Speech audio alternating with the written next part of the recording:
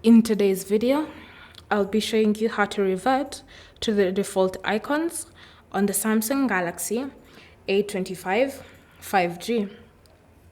So the first step is to access the Galaxy theme store, and to do this, we have two ways. We can long press on an empty space on the home screen and then select the option Themes, or we can open the Settings app and in Settings, scroll and select Themes.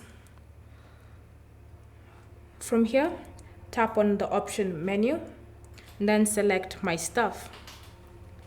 Then, from the categories that are available, tap on Icons, and you should see one option labeled Default. So tap on that option, then select Apply to confirm and continue. Then just wait patiently, and then you'll be redirected to your home screen with the icons being reverted to their default format. Thank you for watching.